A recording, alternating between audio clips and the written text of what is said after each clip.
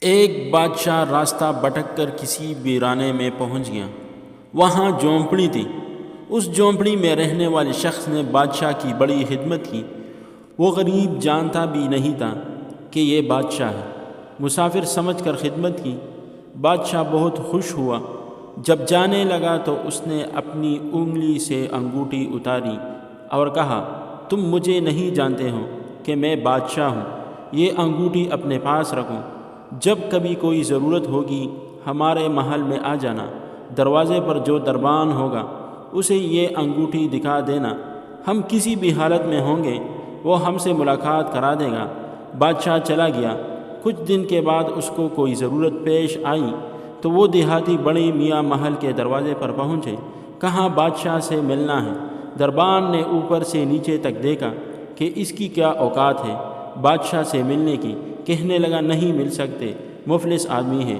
اس دیہاتی شخص نے پھر وہ انگوٹھی دکھائی۔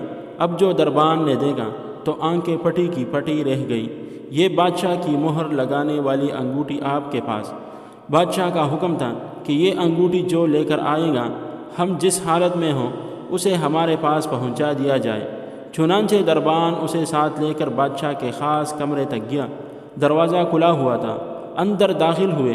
اب یہ جو شخص وہاں چل کر آیا تھا اس کی نظر پڑی کہ بادشاہ نماز میں مشغول ہے۔ پھر اس نے دعا کے لیے ہاتھ اٹھائے۔ اس کی نظر پڑی تو وہ وہیں سے واپس ہو گیا اور محل کے باہر جانے لگا۔ دربان نے کہا، مل تو لو، کہا اب نہیں ملنا ہے، کام ہو گیا، اب واپس جانا ہے۔ تھوڑی دور چلا گیا۔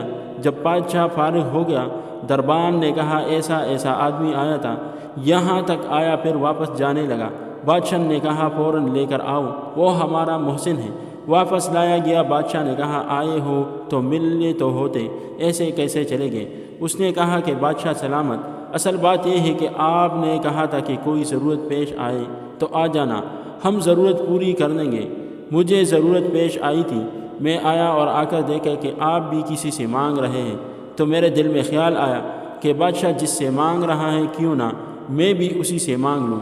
یہ ہے وہ چیز کہ ہمیں جب کبھی کوئی ضرورت ہو، بڑی ہو یا چھوٹی ہو، اس کا سوال صرف اللہ پاک سے کیا جائے کہ وہی ایک در ہے جہاں مانگی ہوئی مراد ملتی ہے۔ جو چاہیے سو مانگیے۔